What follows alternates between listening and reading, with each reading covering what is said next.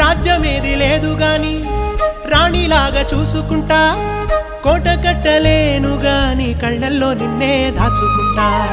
రాత ఎట్లా రాసి ఉన్నా ఆ మార్చి నీతో రాసుకుంటా.